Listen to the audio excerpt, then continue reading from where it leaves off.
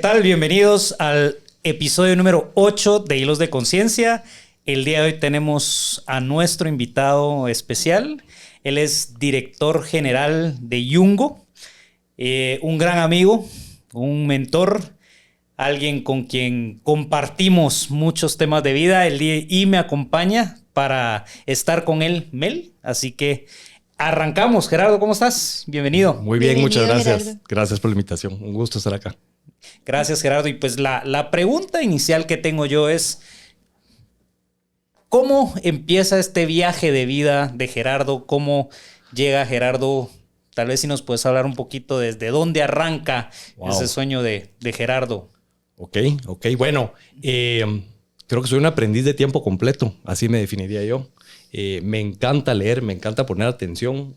Creo que uno de mis superpoderes, dicen, es a entender uno cómo aprende. Y creo que lo entendí muy rápido. Y eso ha sido lo que me permite, digamos, incrustarme en diferentes ecosistemas y aprovecharlos. Tengo 23 años en la industria de BPO. Empecé como empezamos todos en la región por pura casualidad. Era un trabajo en la mitad de la universidad que era dinero para salir a parrandear. Todos los que entramos a ese trabajo dijimos que era el último que íbamos a hacer, que era la última vez que estábamos en el teléfono. Y pues, heme aquí 23 años después, con la dicha de poder haber trabajado en la India, en Estados Unidos, en México, en muchas geografías, y muy contento y muy convencido del aporte que esta industria hace en el tema de generación de empleo y oportunidades. Gerardo, y tomando en cuenta en qué momento deja de ser ese trabajo de tiempo parcial a convertirse ya en una profesión, en una vocación, en una pasión realmente. Es una excelente pregunta, creo que nunca la he contestado. En Guatemala es un país de muchos antagonismos, como decíamos al principio. Y lo que a mí me lleva a ponerle atención como una prioridad al tema del BPO es una tragedia, es la muerte de mi papá cuando tenía 26 años. Yo vengo de un hogar muy sólido, muy consolidado, muy tranquilo, muy estable. Tengo muy buenos papás, tengo muy buena mamá hasta el día de hoy. Y mi papá, como un buen papá, era un papá muy protector. Entonces, mi vida antes de eso, yo era una persona que me encantaban los estudios. Había ido a hacer estudios en España. Fundamos una casa editora de revistas en Guatemala con unos amigos y estaba metido todo en este tema del periodismo cuando se da este evento. Y claro, ahí tuve que poner atención y dije, bueno, muy chileros los sueños y muy linda la pasión, pero hay que pagar las cuentas. Y me recordé en el último lugar donde me había sentido como una persona competente que podía aportar valor. Y regresé a la industria de BPO. Hablo con una amiga muy querida, me cuenta unas oportunidades que había y dije, bueno, esto es lo que puedo aportar. Le pegué una llamada, me ofreció un trabajo y acepté un trabajo que, obvio, no me encantaba, pero era un buen inicio para poder empezar a pasar las cuentas. Y así me regreso al mismo lugar y empiezo a hacer una carrera dentro de BPO con un entendimiento muy claro. Yo tenía 0 capacidades diferenciadas, pero una cosa que sabía hacer muy bien. Me encanta levantarme temprano. Entonces dije, yo no voy a ser el más inteligente, no voy a ser el más pilas, pero voy a ser el primero que vaya a la oficina todos los días. Entonces entré en un proceso muy transaccional, primero tomando llamadas, luego supervisando muy poquita gente y en menos de un año tenía una gerencia manejando un equipo muy grande dentro de esa misma compañía. Gerardo, yo te escucho hablar y pienso, ¿y qué te mueve hoy? 23 años después, conectando con ese inicio, pero ¿qué te mantiene hoy en ese rol? El propósito. Creo que no hay mejor regalo en esta vida que tener un propósito claro. El propósito es lo que hace que uno aguante los tiempos malos, las lluvias, el desamor, cualquier cosa que pase en la vida hace sentido cuando uno tiene propósito. Y mi propósito es muy firme. Eso es lo que me hace que me levante todas las mañanas. De hecho, y lo hablaba con alguien, con un mentor que tengo, le decía, mi día favorito son los lunes. Yo me levanto los lunes salivando de los problemas que tengo que llegar a resolver, porque sé que son el principio o son la ruta hacia la consecución del propósito de vida que yo tengo. Entonces, para mí es 100% propósito. El último trabajo que acepté por dinero fue hace más o menos como 18 años y fue el peor trabajo de mi vida. Todos los demás han sido adonados al propósito. Me encanta escucharlo porque hace algunas semanas estábamos grabando con Humberto Rueda, otro de nuestros invitados, y hablábamos mucho del propósito, ya hablábamos del sentido y el significado del trabajo, ¿sí? Y cuando yo te escuchaba al inicio decir, bueno, fue esta tragedia, era la que me hizo poner a un lado mis sueños y tenerme que ir al lado práctico, al lado de la sobrevivencia, ¿verdad? O al lado de la efectividad. Y por eso entré, ¿verdad? Que creo que es una manera en la que muchos entramos de jóvenes o en la que muchos entramos de adultos jóvenes a trabajar y cómo eso se va convirtiendo o no, ¿verdad? Porque podemos llegar a tener 25, 30 años de trabajo y nunca conectar con un propósito y seguirlo haciendo porque paga la cuenta, ¿verdad? Y seguirlo haciendo porque es lo que toca hacer como adulto, pero también podemos entrar a este otro lado del propósito. Sí. ¿Qué te hizo conectar con un propósito? ¿Cómo fue el proceso de decir, esto es lo que hace sentido para mí? Sí, primero creo que un sentido intrínseco de responsabilidad. Creo que nosotros nacimos en latitudes, en geografías donde somos terriblemente afortunados. Tenemos discusiones de oportunidades de trabajo, de oportunidades de estudios en países donde hay gente que no tiene la certeza de tener que comer hoy en la mañana, ¿verdad? O dónde va a dormir. Entonces, primero era... Si la vida me dio un set de oportunidades, tengo la obligación moral de poner esas oportunidades al servicio de mi país y de la humanidad. Y es una obligación, no es un derecho, es una obligación explícita. Esa es una. Ese mismo sentido de entender que uno es responsable de todo. Y eso nosotros, y hablábamos antes de que empezara el programa, un tema de generacional. Yo todavía soy de la generación que nos crearon mucho con el tema de la culpa. La culpa era el instrumento más habitual para generar conductismo de dominación. Yo me resolví el tema de culpa entendiendo que soy responsable de todo, de todas las decisiones que tomo. Incluso si son decisiones de cómo mi amigo reacciona hacia algo que le digo, yo soy responsable de lo que le dije, o de lo que no le dije, o de lo que no reaccioné.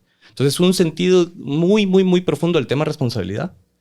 La segunda parte es que en mi casa, y esa era parte del legado de este gran papá que tuve, es que el valor del trabajo era un valor muy alto en la casa.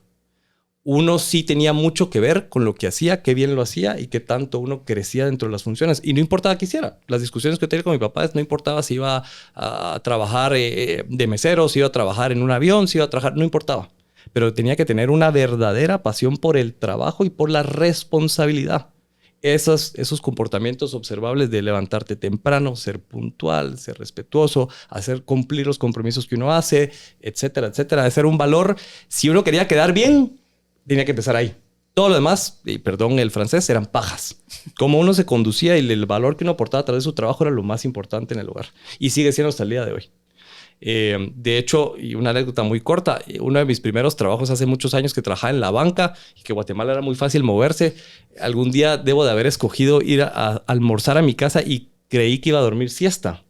Y mi mamá casi me bota a la puerta del cuarto y me dijo, ¿tú sos presidente del banco o qué? Porque aquí no se puede dormir siesta. Y me sacó del cuarto y me mandó a trabajar otra vez. Entonces creo que esos dos elementos. Y el tercero, que sí tiene que ver mucho con el tema propósito y de verdad yo creo que es la fórmula secreta para todas las relaciones que uno tiene en la vida, es aquí hay un propósito de vida que no tiene que ver con el dinero que uno hace ni con los bienes que uno reúne o ni con el patrimonio creado. Tiene que ver con cómo uno hace sentir a la gente y esa trascendencia que uno tiene como persona. Hay gente que los coge siendo papá o siendo catedrático o un montón de cosas. Yo creo que uno, al poner nuevamente sus virtudes, sus competencias al servicio, uno genera trascendencia, la única verdadera, porque el día que uno se muere, se terminó, las cosas se deshacen, el dinero se va, pero la trascendencia, el legado que deja el individuo, eso sí es, quiero pensar, o eterno o trascendental.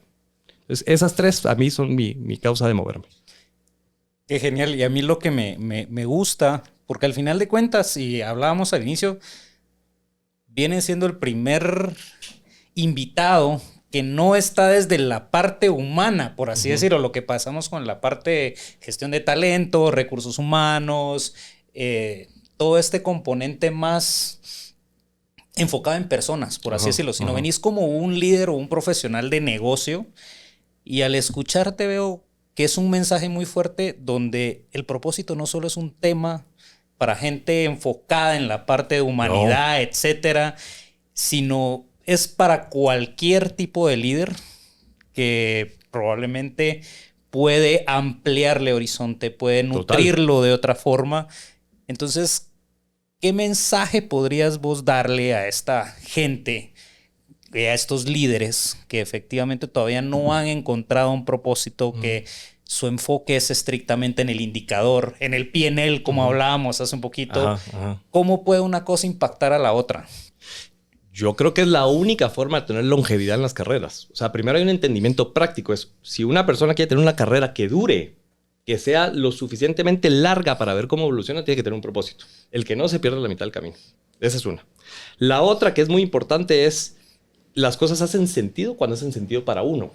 Yo soy un ferviente creyente de la libertad, pero uno tiene que entender que la única libertad verdadera que existe es la libertad económica. Uno no quiere ser súbdito de nadie, tiene que haber libertad de poder crear una libertad económica, valga la redundancia, donde seas autosostenible. De hecho, yo estoy muy en paz en que tu trabajo o digamos, tu propósito fondee tu pasión, que no necesariamente es lo mismo. Vos puedes ser un amante del teatro y entender que vivís en Guatemala y que tal vez el teatro no para todos es una gran oportunidad en Guatemala. Y esa puede ser tu pasión, pero el propósito de aporte que te genera en tu otro trabajo puede ser que te permita vincularte con el teatro. Entonces hay un tema de factibilidad, pero un tema de felicidad. Si no tenés un propósito, estoy absolutamente convencido que es imposible que seas exitoso y lo peor, feliz, porque te va a faltar siempre algo, nuevamente. Si no, se vuelve una ecuación donde es comparado con la adquisición de bienes, ¿verdad? Y cuando uno se compara, eso siempre pierde. Siempre hay alguien que tiene más dinero que uno. El éxito es circunstancial. Hay alguien que es más exitoso que uno. Hay gente que tiene más cosas que uno. El propósito no. El propósito es individual. Y uno puede moldearlo a lo largo de esa carrera, de esa gestión, y va mutando y va transformándose. Y no siempre se llama igual. Al final su esencia es la misma.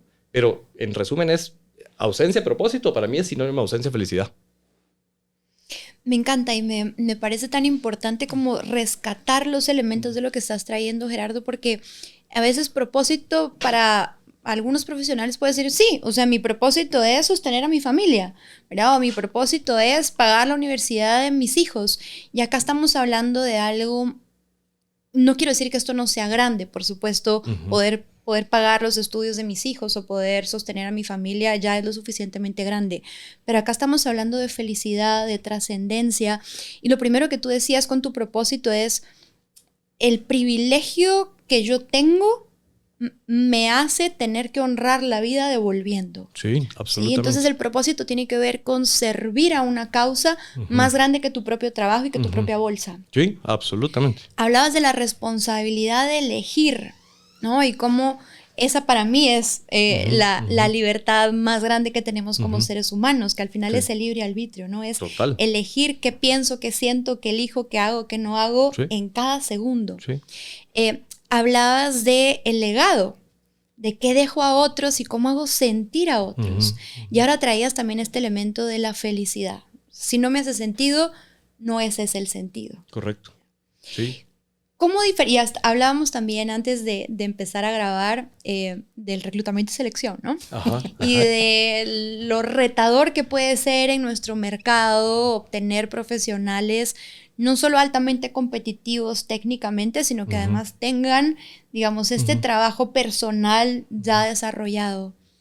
¿Te ha tocado en tu carrera poder diferenciar a alguien con propósito y a alguien sin propósito? Es decir, ¿tienes ya el ojo calibrado para decir, esta persona tiene futuro y tiene una carrera de futuro porque tiene un propósito y esta tiene las mismas competencias, tiene el speech, tiene el porte, tiene la marca personal, pero está vacío, está hueco porque no hay propósito? ¿Cómo lo diferencias? No es una ciencia exacta y en absoluto quiere decir que yo sea la mejor persona haciendo eso. De hecho, creo que es una de mis competencias menos desarrolladas y es súper relevante. Nuevamente, es tan crítica para el éxito de los negocios, para el éxito de la gestión y para hacer también una gestión integral, diría yo, que nuevamente tenga permanencia en el tiempo. Algunas de las cosas que yo he visto es, primero, cuando son sobre todo organizaciones no tan grandes, uno no puede hacer concesiones en las capacidades de la persona. ¿A qué me refiero con esto? Si uno está contratando una posición de liderazgo y la persona solo es muy técnica, no hay que contratarla. El liderazgo es importante. Si es una posición que maneja personal, no importa si es 1, 1000 o 10,000, y la persona tiene un CV fantástico en todas las certificaciones de ciberseguridad, pero no tiene competencias para manejar personas, esa persona va a fracasar. La segunda, que para mí ha sido un denominador que 100% de las veces se cumple, es si yo tengo que convencer, y voy a poner entre paréntesis, rogarle a la persona que se venga a trabajar conmigo, esa persona no va a ser exitosa. Porque lo voy a parar convenciendo con parafernaria, con bisutería. Le voy a pagar más. Si es un expatriado, me lo voy a traer a vivir aquí y lo voy a mandar a vivir a un lugar lindo. pero el primer día que haga un montón de tráfico para llegar a la oficina, ese lugar ya no va a ser tan lindo. Y cuando le cuenten cuánto gana el vecino, el salario ya no va a ser tan chilero, le va a dar un poquito envidia a la del vecino. Entonces, hay un propósito de vida, nuevamente regreso a este punto, que la persona tiene que entender el reto que va a encontrar en el negocio. Y lo que yo trato de encontrar, y nuevamente sin ser una ciencia exacta, es si le entusiasma el reto que tiene enfrente. Luego es cuál es el trato que tiene para con las personas. Y el trato no estoy buscando una persona que le tiemble la mano o que mejor se la reserve o que sea chiviado, como decimos en Guate. Estoy buscando una persona que sea justa. Estoy buscando una persona que no tenga miedo a tener conversaciones difíciles, que son las más importantes que tener. Por supuesto. Y sobre todo una persona que se arremangue literal así y que le guste las interacciones que tiene con su equipo más desde la perspectiva de persona y nuevamente de traspaso de propósito y no para girar instrucciones. Las veces que a mí más me duele, y voy a decir gerenciar entre comillas, es cuando tengo que gerenciar. Es mucho mejor ser líder que gerente o dueño o jefe o director. Si logramos hacer una interacción, no importa cuál sea el proyecto, la iniciativa, el negocio, el cliente, donde llegamos a consensos, y podríamos decir consensos que tienen alguien rompe el empate, ¿verdad? Pero que en general son consensos de por qué estamos ahí. Esos proyectos son súper exitosos. Y esas personas suelen ser súper exitosas. Pero nuevamente, si te tengo que convencer y no crees en los valores de la compañía, no sos un fit correcto. Si no te gusta la gente y no me importa que sea rol de contribuidor individual, tal vez tu vida no es en el mundo corporativo ni es en los negocios, es haciendo otra cosa. Y la otra es si definitivamente la única forma, la única cosa que te mueve es el dinero, yo creo que nunca vas a estar contento. Y contento o ausencia de felicidad es sinónimo de fracaso. Las personas se van. Buenísimo. Reto, personas y sentido. Y sentido, total.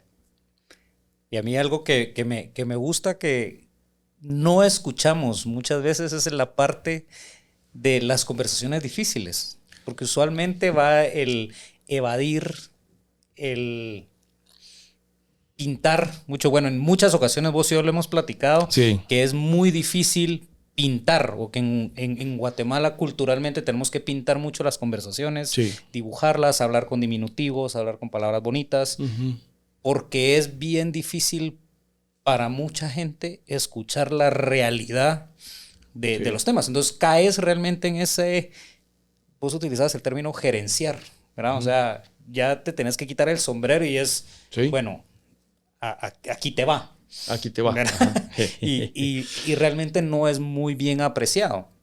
Sin embargo, ¿qué podrías compartirnos que te ha ayudado a realmente mantener ese sombrero de líder y tener esas conversaciones difíciles cuando hay que tenerlas? Sí. ¿Verdad? Primero, las relaciones anteceden los resultados. Y las relaciones se hacen en un montón de años, ¿verdad? A mí me gusta mucho que nosotros somos una compañía de política no de puertas abiertas, de ausencia de puertas. No existen despachos en mi organización. No hay parqueos preferenciales.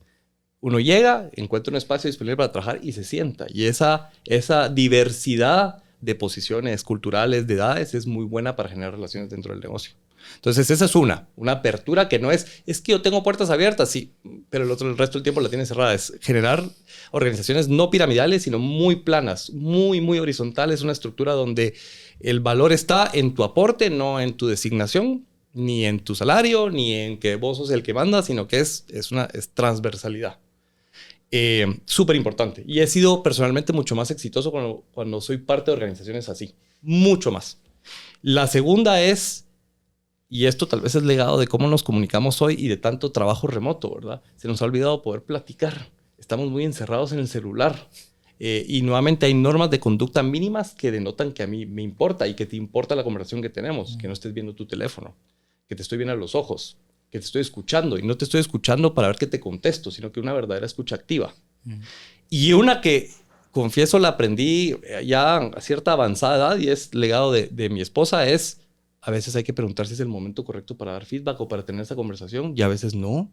Uno no sabe la vida que llevamos todos dentro de la casa y tal vez esa mañana pues, te peleaste con tu esposo o los niños estaban enfermos y tal vez es el momento de decir, mira, hoy es buen momento para tener esta conversación y te vas a decir, porfa no, tal vez mañana, tal vez lo platicamos mañana. Y solo esa flexibilidad, esa apertura cambia completamente el escenario de la discusión. La otra es, uno no debe tener discusiones en las que uno llega a inventarse cosas. O si vas a hablar de resultados, de desempeño, a inventarse contextos o a estar armando historias. Hay que llegar a ser respetuoso con el individuo y llegar con información concisa, clara, correctamente construida y fundamentada. Entonces yo te respeto, porque tal vez me duele el ego que me des un feedback difícil, pero me estás hablando desde una postura de la verdad y sobre todo una postura trabajada, consensuada. No me llegaste a decir que leíste un informe ayer y que me estás aventando todas las verdades que tal vez son verdades parciales, ¿verdad? Y la otra, y es tal vez la más obvia, pero la más difícil es, hay que asumir que todos somos buenos y todos queremos lo mejor. Solo a veces metemos la pata. Y lo hablaba con vos en algunas conversaciones. Rara vez en la vida uno se topa con personas realmente malas. Todos somos buenos por naturaleza, solo a veces un poco, pues metemos la pata, ¿verdad? Pero las metidas de pata tienen solución. Entonces, puedo tener una conversación donde discutamos del problema, del error, de lo que pasó, pero no te tengo que desarmar y destruir como individuo, ¿verdad? No es necesario una para llegar al objetivo que queremos en la conversación. Pero yo diría que tal vez esas, pensando mucho en una conciencia de sí, y regreso al punto de la responsabilidad. Yo soy responsable de todo. Tanto de lo que digo como de lo que no digo, pero sobre todo de cómo te hago sentir. Entonces sí es importante eso. Sí. Gerardo, yo soy una fiel defensora del equilibrio y el balance entre la eficiencia y la humanidad. Y para mí ese es mi propósito. Si tú me preguntas mi propósito para mí, y digo, esa es mi bandera. Mi bandera es la del equilibrio, en donde podemos igualmente conseguir los resultados, igualmente crecer, igualmente, ¿verdad?, ser grandes como empresa y como negocio, con el mismo peso y la misma importancia que le damos a las relaciones, a las personas, a nuestra humanidad, etc. Y yo te escucho y te escucho en ese equilibrio, ¿sí? No siempre. A eso quería ir. Porque también te escuchaba decir, ¿verdad? Las relaciones siempre van por delante de los negocios o van por delante de los procesos. Y ahora también que yo volví al mundo corporativo y que estoy del otro lado, justamente digo, uy, pero qué difícil es ese equilibrio y qué difícil es ese balance. Entonces, se me abrieron como dos caminos o dos veredas para preguntas y seguramente las vamos a ir hilvanando, pero la primera que se me venía a la mente es, ¿cómo es para ti como líder estar en un contexto en donde tal vez no todos los líderes, ni todo tu equipo, ni todos los pares, ni todos los profesionales con los que has trabajado en estos años de carrera la tienen tan equilibrada y tan balanceada? ¿Cómo manejas eso? Y la otra es cómo se construyen ya desde el lugar de líder y no desde el lugar de consultor o de coach o desde afuera o desde RH. ¿Cómo se construye una organización con ese equilibrio, aunque a veces tenga que surfearla un poco, ¿verdad? Y el péndulo se mueva de su eje. Bueno, y suena súper triado. Primero liderando con el ejemplo, ¿verdad? Uno no puede pedir y profesar cosas que uno no se exige a uno mismo. Otra que es clave y es tal vez la columna más importante de esa ecuación es PC, ¿verdad? Persona correcta, puesto correcto. A veces promovemos a las personas hasta la incompetencia, ¿verdad? Es famosísima esa historia donde alguien es muy bueno porque es rechambeador y repilas mucha y muy bueno y uno lo sube 2, 3, 4 niveles hasta que uno cae en cuenta desafortunadamente a posteriori que no tenía las competencias correctas y uno los truena. Esa es una de las grandes injusticias del mundo corporativo.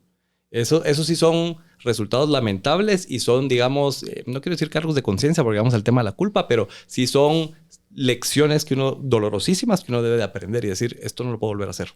Y no solo truena al profesional, sino que además ese profesional hace que truene toda su organización. Absolutamente. La otra es, también hay que hacer las paces con las demandas del mundo en el que vivimos. Yo creo que, y nuevamente voy a hacer hincapié en la generación que crecí yo, nos vendían una historia de balance de vida que desafortunadamente en esa versión no es cierta. O sea, yo casi nunca, y nuevamente hay excepciones, casi nunca conozco a la persona exitosísima con una responsabilidad enorme en el mundo corporativo, pero también es recontra mega triatleta, pero es el mejor papá del mundo, pero al mismo tiempo es el mejor ciudadano que cuida perros de la calle, siembra arbolitos, porque el día tiene 24 horas. Y claro, hay excepciones. Hay excepciones valiosísimas y súper memorables, pero la mayoría de los seres humanos no somos así. Yo reconozco que no soy así. Entonces yo escojo también mis balances en el contexto nuevamente de propósito y entender mucho cuál es el nivel de tolerancia que tengo yo, sobre todo mental. Creo muchísimo en la existencia de las enfermedades mentales. Creo que uno tiene que ser muy cauteloso de cómo gobierna el cerebro, sus necesidades, las depresiones, los miedos, etc. Y cuando uno tiene esa conciencia y la lleva al mundo corporativo, ahí también eso también marca mucho de la cultura de la organización. Nuevamente, generar espacios donde sí se puede hablar y que no haya un castigo por hablar. Espacios donde también se entiende que si estamos teniendo una discusión difícil y tenemos un desacuerdo, yo no estoy de desacuerdo en la persona, estoy de desacuerdo de lo que estamos discutiendo, pero no estoy criticando al individuo. Y hay discusiones duras, pero deberíamos de poder salir de la discusión dura, darnos la mano y ¿verdad? Chocarnos el puño y no pasó nada. Entonces, en ese contexto, cuando uno piensa cómo uno puede manejar eso en el mundo corporativo, es primero hacerse el favor de poner atención a las verdaderas competencias y apetitos de crecimiento que tienen todas las personas.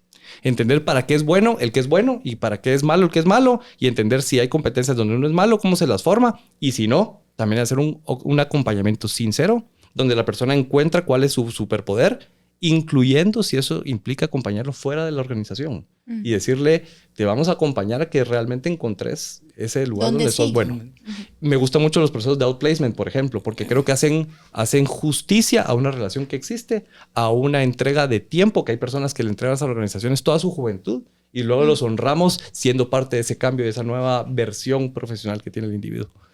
Entonces creo que eso al final, y regreso al punto, no es una ciencia exacta, pero tiene que ver con mucho nivel de conciencia y sobre todo entender que en el mundo que trabajamos hoy es un mundo de capacidades y las capacidades o se desarrollan o no están. No hay generación espontánea, no es ósmosis. Entonces o uno ayuda a la gente que las tenga o no las tiene. Entonces uno no puede contratar a un junior, pagarle como junior y esperar que entregue como un senior. Eso es una injusticia. O te acompaño y te formo las competencias y entonces hacemos un crecimiento juntos, o te puedo generar la estructura que te soporte, etc. Creo también que hay una evolución necesaria en la ponderación de desempeño en las compañías, y lo hablábamos antes, donde hablamos mucho de temas de desempeño financiero y KPIs muy duros, pero me encanta que ahora estamos teniendo mucho más discusiones de temas de generación de valor. Y esas generaciones de valor quiere decir, crear riqueza. Pero yo les comparto un caso personal mío. Yo también tengo un jefe y muchas de las conversaciones, sino que la mayoría de las conversaciones que tengo con mi jefe son cómo generamos valor en base a nuestros valores de compañía y cómo impactamos el mundo. Nosotros tenemos una misión muy importante en Yungo, que es contribuir activamente para reducir la migración de chapines o de gente de Centroamérica, porque tenemos operación en toda Centroamérica, para que no se vayan de manera involuntaria a Estados Unidos. Y la mayoría de discusiones que yo tengo tienen que ver con ese propósito. Y las demás cosas se vuelven una función de ese propósito. Entonces, claro, ¿es importante la sostenibilidad de la compañía? Sí. ¿Por qué? Porque tenemos un propósito que es más grande. Entonces, eso nos ha generado un escenario mucho más plano y mucho más ad hoc para poder tener esas interacciones. Y la última que a mí me ha funcionado personalmente, y yo no soy profesor ni catedrático, pero soy un aprendiz de tiempo completo, me gusta mucho compartir ese conocimiento. Entonces, por ejemplo, en mi rol de hoy, que tengo 6 años de tener este rol en la compañía, yo tengo un espacio donde yo doy, y voy a decir entre comillas, una clase, porque no es una clase, sino donde yo comparto temas que yo estoy leyendo, aprendiendo, estudiando, etcétera, todos los miércoles, 15 minutos. La primera vez que lo hice, se conectaron 3 personas. Nuestro foro actual son 70 personas en promedio. Y la compañía tiene un poco menos de 2,000 personas. Entonces hay 70 líderes que constantemente escuchan este tema de los principios, de los valores y del propósito de la compañía de mí. Y esa ausencia de necesidad que alguien se los traduzca o se los interprete es súper valiosa. Entonces, ¿qué tenemos hoy? Proximidad. Estamos viviendo el valor que de verdad sea una compañía integrada y que sea transversal, no jerárquica. La jerarquía es irrelevante. Aquí estamos para cumplir el propósito. Y mi aporte a veces es grandioso y a veces nulo. Porque yo tengo el trabajo menos relevante de todos y es simple y sencillamente soy un facilitador del trabajo de los demás. Ellos tienen el trabajo duro. Entonces más me vale que los que tienen el trabajo duro comprendan para qué estamos ahí. Y la segunda parte de la pregunta, perdón, se me olvidó. Una era cómo es crear Ajá. una cultura que equilibra, y creo que todas las respuestas que vienes dando tienen que ver con eso. Y la otra es, ya en el petit comité, en el Ajá. equipo de liderazgo, en el staff, con pares, ¿cómo es trabajar cuando no todos equilibran la relación con la eficiencia y vamos a las 3 horas de discusión y a lo que vamos y al número porque está en rojo? Y que a veces hay que tener esas discusiones. Yo creería primero mucha apertura para tener conversaciones difíciles, regreso al mismo punto. O sea, tenemos las conversaciones donde de verdad nos ponemos colorados y cerramos la puerta y no pasó nada. Tiene que haber un entendimiento profundo de mis objetivos individuales en la organización. Si yo estoy aquí y no entiendo cuál es mi aporte, yo tengo un problema serio. O sea, tengo que entender cuál es mi aporte. Lo otro es, son compañías y sobre todo estas compañías nuevas, jóvenes, son compañías que permiten el ensayo y error. No es que premien las fallas, pero el ensayo y error está permitido, está esperado, deseado. Para mí hay dos cosas que son pecados capitales. La desidia y el valemadrismo. A mí no me importa que alguien cometa un error porque tomó una decisión y la decisión fue equivocada. Ahora, si tomó una mala decisión porque no le importa, porque le da exactamente lo mismo, a mí ya me dice que vamos a tener un problema con esta persona en esas discusiones. Porque entonces muy probablemente todas nuestras conversaciones van a ser de si llegamos o no llegamos al objetivo. Porque esta persona no entiende cuál es su aporte a ese objetivo final. Entonces, esa es la más importante. Y cuando ya tenemos foros de discusión es la disciplina nuevamente y la cadencia y la repetición. Son comportamientos comprobables. Entonces tenemos que tener muchísimas discusiones. Una cosa a mí a nivel personal que me pasó con el grupo de directores y gerentes que me reportan a mí es rompí en múltiples eventos nuestras rendiciones de cuentas o nuestros unos a unos. Solíamos tener pocos unos a unos muy largos, que lo que hacía habitualmente es que los cortábamos a la mitad. Entonces ahora tenemos interacciones de entre 5 y 15 minutos múltiples durante la semana. Y esa cadencia conversacional ha sido mágica para construir una visión verdaderamente juntos, conocernos mejor y darle mucho más tracción a las cosas. A veces es un tema de ejecución, pero a veces es también de alineación. Y esto que pase muy seguido durante la semana es, no, hombre, acuérdate para qué estamos aquí. ¿Cuál es nuestro propósito? ¿Cuál es nuestro objetivo? ¿Cuál es, y perdón la expresión en inglés, pero cuál es el job to be done de lo que estamos haciendo acá? Y nos lo calibramos y nos calibramos. Y a veces ellos me calibran a mí. Tenemos discusiones donde me dicen, te estás alejando del propósito. O estás tomando una decisión tan por encima que no estás considerando todas las demás variables que están por debajo que tienen un impacto directo en lo que estamos haciendo aquí. Y esa relación de reconocimiento de causa y de humildad es sanísima. Le pone a uno los pies en la tierra. Totalmente. Siempre. Y esa cercanía, perdón, Cris, y esa cercanía porque constantemente escucho a colaboradores en empresas que dicen los líderes toman decisiones, pero esas decisiones al final las tenemos que ejecutar nosotros y la tomaron sin saber cómo nos impacta y lo que implica para nosotros. Porque se están viendo, como dice Cris, ¿verdad? Desde el penthouse sin saber qué es lo que está pasando en la recepción. Y por eso hay que eliminar el penthouse.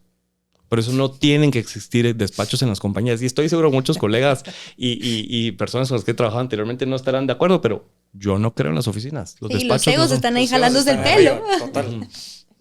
Mira, a mí me encantaba lo que estaba escuchando y quiero vincularlo a una pregunta que te hizo Mel. Hablabas de outplacement, hablabas de capacidades, hablabas de, pues obviamente, el reskilling y todo este tema. ¿Qué tanto nivel de conciencia y de responsabilidad desde la perspectiva de negocio le das al líder que no fue capaz de cerrar esa brecha al momento de llevar a esa persona hacia ese otro nivel? Entonces, porque hay doble responsabilidad, ¿no? O sea, entonces, ¿cómo abordas ese tema manteniendo esa parte de balance? ¿Cuál es el approach de Gerardo ante ese tipo de instancias y situaciones? Si hay una accountability que vamos a ejercer y me lo ejerzo en mí mismo también. Okay. O sea, sí es importante llegar a discusiones y decir yo cuál es mi participación en este resultado que nos quedamos cortos o nos pasamos. Y en el proceso de adquisición, el involucramiento número 1 es en la creación del perfil. Cuestiono mucho a los líderes que salen al mercado a comprar competencias, pero no se quieren tomar 15 minutos para hacer un perfil correcto. Eso para mí es, querés que el avión vuele, pero no le echaste gasolina.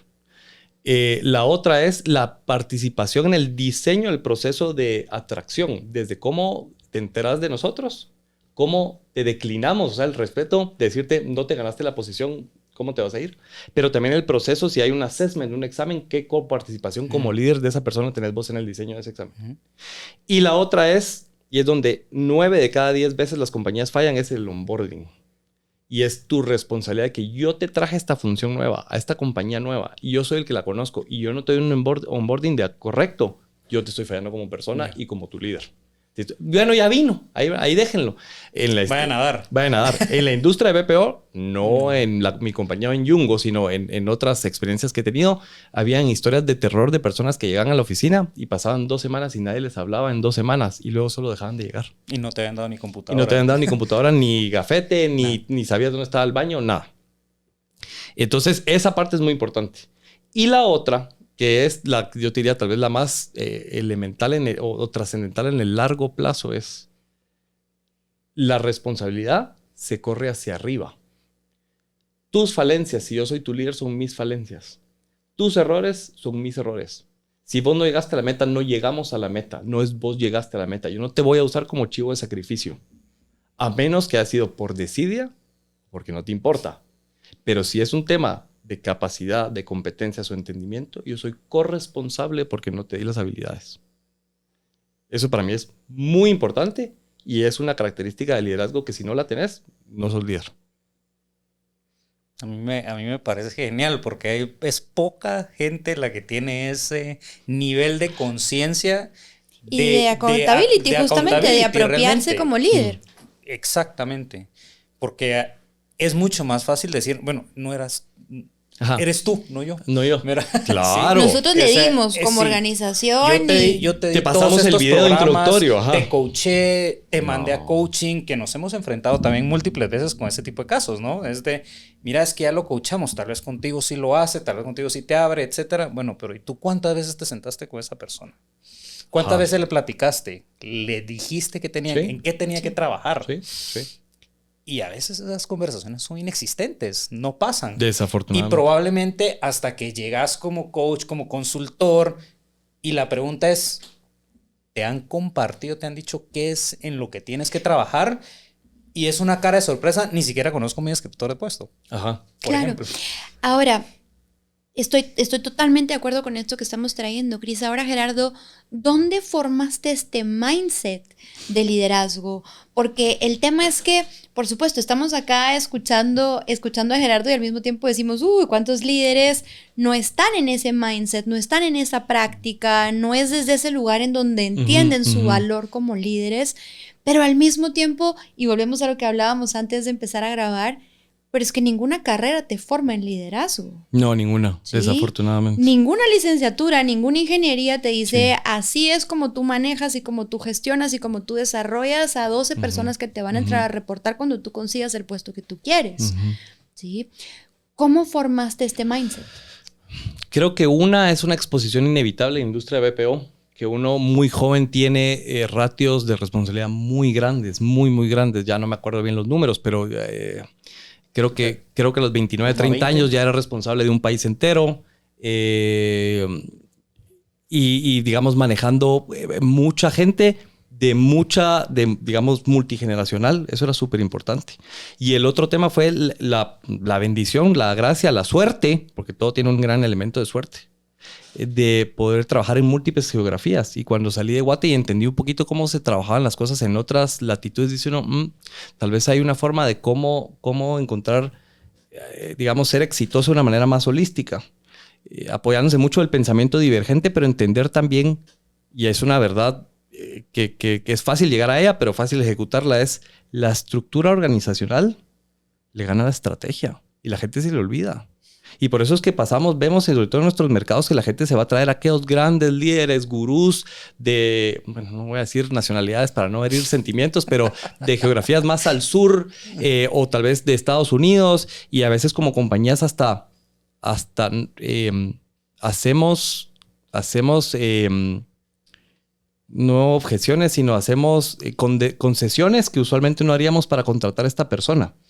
Y vienen con un CV que es del tamaño de esa cortina que está ahí. Y cuando llega la persona, A los 6 meses o se quiere ir, o es terriblemente infeliz, o es terriblemente, le va muy mal.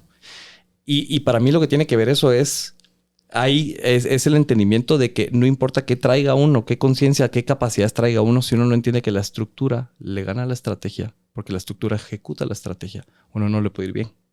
Entonces yo creo que yo tuve la fortuna de muy joven tener a mi cargo gente mucho más grande que yo, equipos muy grandes y de geografías muy diversas, donde el terreno se ecualiza muchísimo. Porque una de las cosas que a mí personalmente no me gusta de América Latina es que América Latina somos la tierra de los señoritos. Y en otras geografías del mundo no existen los señoritos. Entonces, cuando uno llega ahí y uno llegaba con su CV, con su experiencia y con sus títulos de alguna universidad que tal vez a uno le parecía lo máximo y competías no en Alemania, no en Estados Unidos, no en Inglaterra, sino que competías en la India y la persona al lado tuyo te enseñaba que tenía 200 veces más competencias que uno y 500 veces más hambre, uno tenía que poner atención. Y ese es el secreto para mí del contexto de las estructuras. Las estructuras tienen que ver con ese entendimiento que ese es el que gana el juego. Cuando uno tiene hasta equipos de fútbol donde solo hay una superestrella, esos son fantásticos, pero duran un rato. Los equipos consistentes son los donde el equipo completo es consistente. Y claro, es 50,000 veces más fácil decirlo que hacerlo. Uno muy frecuentemente, yo he tenido sin fin de conversaciones de esas con Christopher, donde hablamos de cómo se ve esa ecuación perfecta, cuáles son los perfiles adecuados, qué personas se ven bien en CV pero no en la parte ejecutiva, cuáles deberían ser los no negociables que uno tiene en una organización, cómo apostarle al crecimiento y cómo eso se empata con el timing de la compañía, porque uno tiene que generar ventas, resultados, etc. ¿Qué permiso se puede uno dar en el momento de tener una estructura? ¿Qué tan flexible puede ser o no? Si uno tiene una organización gigantesca que tiene 200,000 personas, pues tal vez hay un poquito de flexibilidad.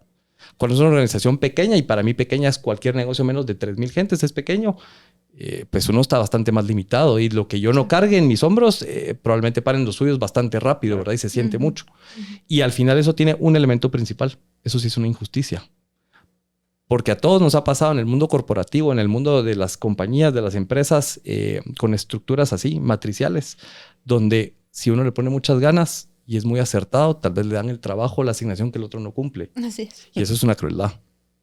Entonces creo que en eso, en respuesta, creo que el regalo de una experiencia multidisciplinaria, poner muchísima atención y también la habilidad de poder gravitar en diferentes geografías me dio tal vez una postura donde entendí que había una forma diferente de hacer las cosas. Gracias. ¿Y cómo hace Gerardo para toda esta dimensión de información, todo este aprendizaje, etcétera? Porque obviamente te describías como un aprendiz.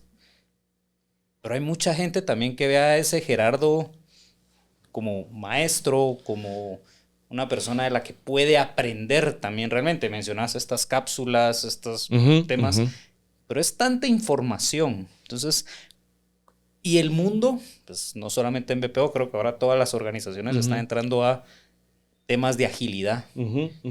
¿Cómo Gerardo hace para que su equipo lidere con propósito, le pegue a los indicadores, esté dentro de las rendiciones de cuentas? O sea, ¿qué podrías decirle a esos líderes que también necesitan velar por ese negocio? Claro. Bueno, primero entender que nuevamente nunca es un juego perfecto, ¿verdad? Es un juego de probabilidades, ¿verdad? Es un juego de donde siempre y cuando la mayoría de las veces estés acertado, estás en el lado ganador.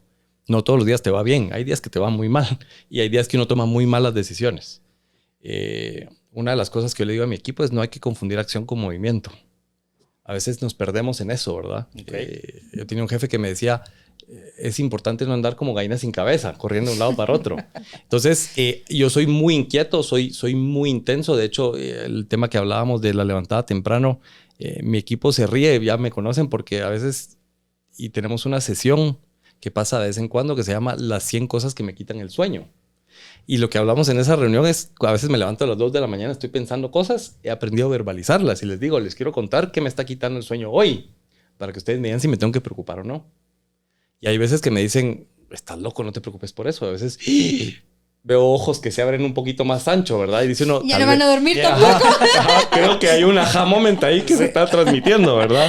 Entonces, uno les diría yo la hiperverbalización. Ok. Yo soy persona también, yo también me pongo triste, me confundo, me abrumo, me canso. Hay días que uno baja la cabeza y dice, hoy no fue el mejor día, ¿no? Claro, y el secreto está en regresar al día siguiente.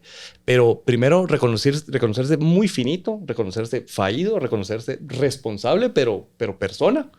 Ser extremadamente verbal con lo que te preocupa y por qué te preocupa y por qué es relevante para todos. Reconocer muchísimo cuando uno comete errores. Muchísimo, muchísimo. Hacerse digamos, de la... No quiero decir de la piedad, pero sí de la empatía de las demás personas. Y decir, yo me confundí, yo cometí un error. Y lo otro que te diría que es bien importante es, y regresamos al punto inicial, persona correcta para puesto correcto. Y crear una cultura donde las competencias que necesitan estén a disposición, pero también reconocer que hay personas que están en un momento particular en su vida, en su carrera, que probablemente no son el fit correcto para la compañía. Y ese es uno de los pasos más difíciles que hacer porque tiene un duelo y es regresar con la persona y decir, esto no va a funcionar. Y reconozco que tal vez funcionaría si tuvieras otro líder, pero en lo que yo le puedo aportar a esta conversación, esto no puede ser exitoso. Entonces, pues esa relación se va a tener que terminar y es un duelo. O sea, yo nunca he tenido una interacción en 23 años donde haya tenido que tener una conversación donde se termina la relación de una persona, ya sea porque lo despido, porque doy la baja o porque me renuncia, donde no haya habido un duelo. Ni siquiera las que lo justificaban, porque hay una relación y hay un tema de persona que sería inhumano no relacionarse con ese impacto. Claro. Pero al final, la única forma de sostener esa parte cultural es entender que hay personas que no están en el momento correcto y que con lo que uno trae a la ecuación y como hoy nos encontramos aquí donde yo soy líder de esta organización y podría cambiar, mañana podríamos trabajar en un lugar donde vos sos el líder y esto cambie, pero hoy que yo soy el responsable, si yo no puedo cerrar tus brechas, nosotros no podemos trabajar juntos, ¿verdad? Y ahorita que te escuchaba, perdón, Mel, hay un tema que mencionaste ahorita y quería llegar a eso, te me adelantaste un poquito con el tema de qué tanto peso tiene la creación de una cultura organizacional para Gerardo como líder, ¿verdad? A sabiendas que es responsable de un negocio que espera un número. Lo más importante es la creación de esa cultura y la cultura tiene un paso que es anterior, se llama la creación de identidad. Y eso nos pasa a muchas compañías que venimos de BPO en la parte de servicios o que fuiste un decoupling de algo más. Naces a la vida como un apéndice de lo que te dio vida. Y mucho de esa identidad como que fuera parto, ¿verdad? Se pasa ese ADN a la nueva organización. Y hay una parte de ese ADN que hay que mantener, el tema de los valores, de los principios que formaron la compañía. Pero tienes que nacer también con una identidad propia. Y eso tiene que ver con el nombre de la organización, qué te distingue la compañía, los perfiles que uno contrata, tu ubicación geográfica, este tema que les hablo de las no despachos, no oficinas, no parqueos, que sea... Las organizaciones se tienen que ver, sentir, leer y creer coherentes en todas sus versiones. Okay. Mucho lo que nosotros hemos hecho, digamos, el esfuerzo intencional es la oficina de Nicaragua en cultura y valores se debe sentir igual que la de Guatemala, aunque sea mucho más chiquita. Recién abrimos una oficina comercial en República Dominicana y tiene que ser una extensión de la oficina de Guatemala. No es la de Dominicana que es diferente porque allá como es el Caribe. No. Ese tema de identidad y cultura es trascendental porque está atado, es el hermano chiquito del propósito. Si yo no estoy identificado con la identidad y con la cultura de la compañía, el propósito no me la puedo creer. No me lo voy a creer. Y nuevamente, en mi experiencia corta, yo no he conocido una organización que sea exitosa si no tiene el tema de identidad definido y no tiene el tema de cultura definido y no tiene el tema de valores definido. Suena súper triado que uno mira así la misión, la visión, los valores. Lo que te podría decir es, evaluando y participando en un montón de procesos de negocio, no conocí a nadie que le vaya bien sin tener eso. Y que cultura siempre va a haber, ¿verdad? Nosotros decimos, a veces algunos líderes o algunos clientes decían, es que en esta empresa no hay cultura. y necesito que creemos cultura o que pongan cultura o que hagan cultura. Y nosotros la conversación que tenemos es, sí, siempre hay una cultura, porque al final la cultura es ese conjunto de símbolos, de significados, de narrativas, de hábitos, de rituales, de formas de ver, de pensar y de hacer las cosas. Y puede ser que no esté intencionada, puede ser que no esté diseñada, puede ser que no esté articulada de una manera que busque esa coherencia, pero de que la hay. Total. Y disfrazada, enredada, confusa, incoherente, pero entonces esa es la cultura. Sí, sí. Y que hay una corresponsabilidad de nosotros como individuos también de buscar entender esa cultura. Si yo soy parte de una organización, no solo es que mi jefe o mi líder me lo ponga con cuchara en la boca, yo también tengo que, me tiene que importar, ¿verdad? Me tiene que importar qué hace la compañía, cuáles son sus principios, sus valores, qué es lo que quieren hacer. Yo tenía una discusión, estuvimos con un grupo de ingenieros y ejecutivos que, digamos, es mi tercera y cuarta línea. Les reportan a los gerentes y directores que me reportan a mí. Hicimos un viaje reciente a Barcelona, a una convención mundial de un cliente. Y en una de las cenas estábamos hablando de qué pasa con las compañías que tienen cultura de miedo. Y yo digo, sí existe la cultura de miedo. Por supuesto. Pero no hay que confundir la cultura de miedo contra la accountability. Porque muchas veces, si hablábamos de ese tema con Christopher, el tema de la sensibilidad, asocian el accountability de tú eres responsable del error que cometiste. Y claro, van a haber segundas oportunidades. Es más, creo tanto en las segundas oportunidades que te voy a hacer partícipe de la solución para corregir lo que hiciste. Pero el que yo te haga accountable for, perdón que sea en inglés, no quiere decir que sea una cultura de miedo. No, claro. Hay formas, hay fondos, etcétera, etcétera. Pero sí tiene que haber una distinción en decir, es que a mí no me gusta cuando me hacen responsable de lo que no cumplí. Y eso se vuelve una cultura de castigo. Que eso sí no debería ser permitido, ni tampoco las represalias, ni ninguna cosa de esas. Menos una cultura de acoso. O sea, me parece nefasto. Pero sí hay una accountability que debe de vivir dentro de la cultura de la organización, donde hay libertad para escoger, libertad para hacer, hay empoderamiento. Pero esas tres no quieren decir que no, cuando yo me confunde y cometo un error, no me va a decir, cometiste un error. Claro. Anda y resolvelo. Así es. ¿Verdad? Entonces, sí. Y eso, y lo menciono porque muchas veces esa cultura que vive en el inframundo, en organizaciones que no están bien definidas, la asocian inmediatamente por conveniencia a una cultura de miedo.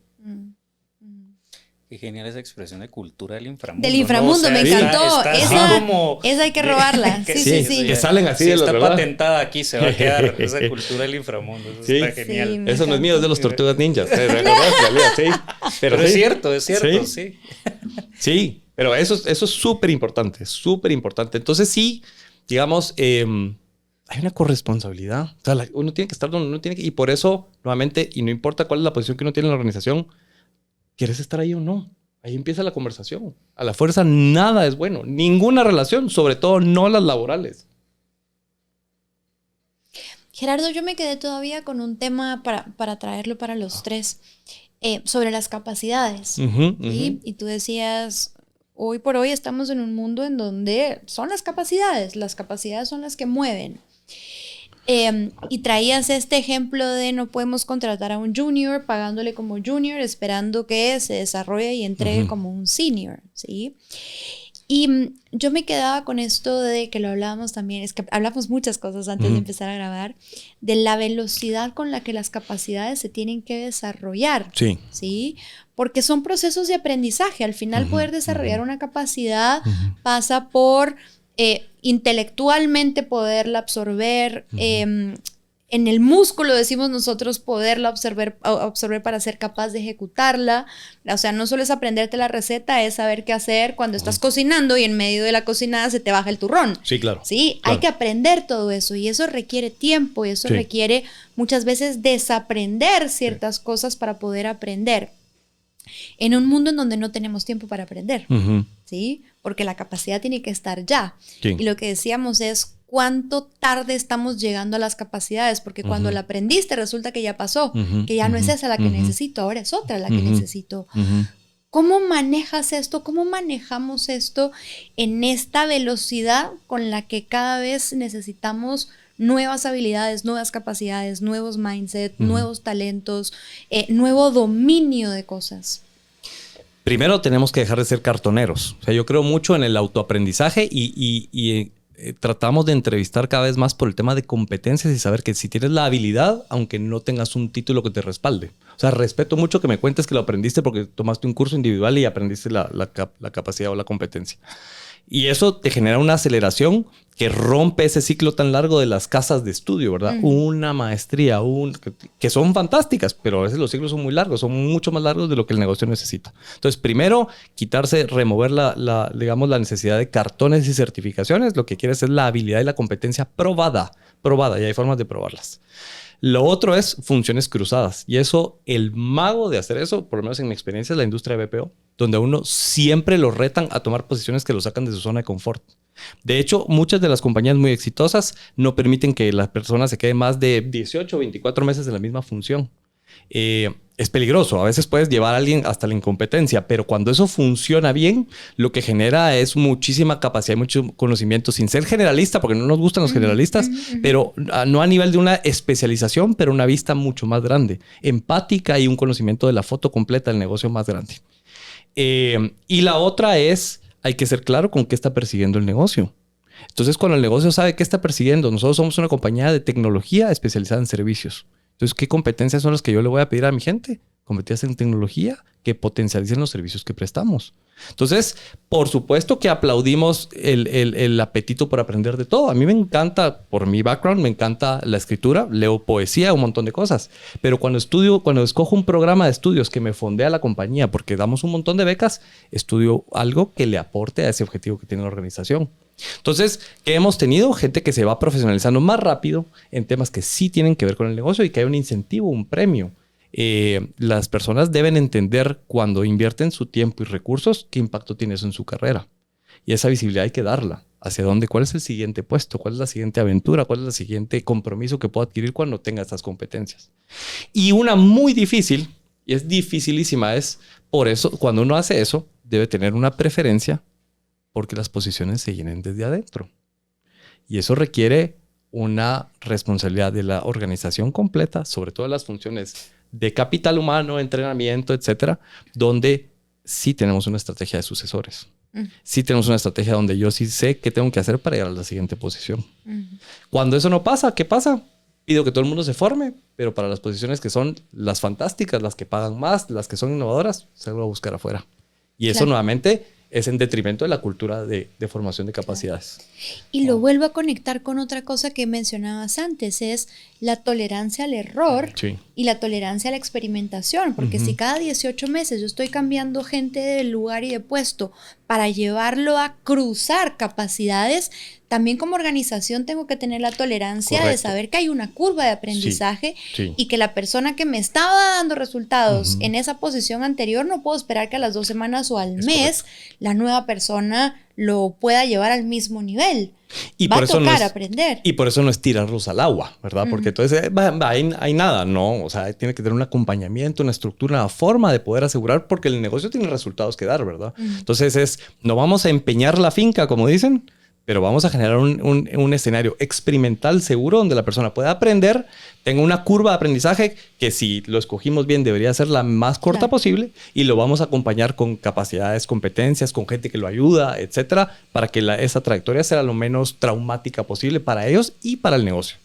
Lo que no se vale es ni tener, y pasa a veces, ni tener personas que tienen un trabajo a perpetuidad, donde no hay un reto. Ahí yo cuestionaría, digamos, nuevamente el tema de objetivos y valores de la persona y qué quiere en su vida. Y está bien si uno lo quiere, pero hay que ser claro con eso. Y la otra es, la organización no puede solo empujar hasta el punto de falla, porque todo lo que tiene ahí son personas que no les va bien, ¿verdad? Yo quedándome con una pequeña... Ahorita que lo escuchaba, Gerardo, me recuerdo de... Sí, hablábamos 6 años, ¿no? Hace 6 años dejamos de trabajar juntos. Sí. ¿Vos te acordás cuando empezamos a levantar el plan de carrera y vos dijiste que yo tenía que ser tu sucesor? Sí. Y que se te dejó ir el mundo encima. Sí.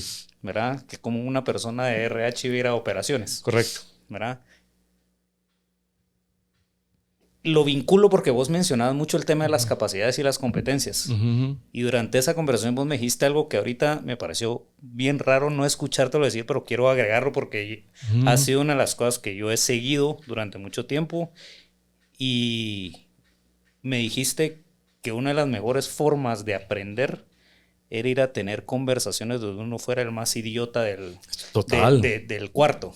¿Verdad? Y o sea, y con esas palabras es andar a tener conversaciones donde vas a ser más idiota de esa sala, sí, porque ahí es donde está el aprendizaje.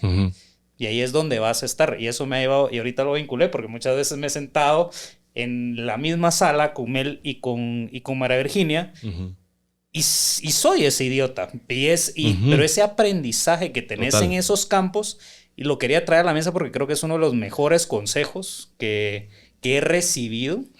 Y que creo que es donde más desarrollas también esa parte de competencias que vos decías ahorita, ¿no? Fuera del tema de cartones, etcétera, pero ahí es donde está todo toda esta vitamina de aprendizaje de personas que ya lo hicieron. Absolutamente. ¿Verdad? Y que te pueden decir que sí y que no. Sí. Obviamente también está la otra parte. Creo que vos tomar la decisión si quieres aplicarlo o no quieres aplicar ese consejo. Y me voy al tema del error. Yo siempre quiero tener mi propia historia que contar. Entonces, o sea, es como el tema de, bueno, o sea, me lo dijeron, pero tal. Claro. Y lo que pasa es que el peor asesino del aprendizaje y del crecimiento es el ego. Entonces uno por eso sí tiene que permitirse ser no quería decir la palabra, el más tonto del cuarto, ¿verdad? Todos mis procesos personales de mayor crecimiento han sido donde yo me he permitido ser, en efecto, el menos experto, el más ignorante, el menos competente, el más inseguro de toda esta discusión.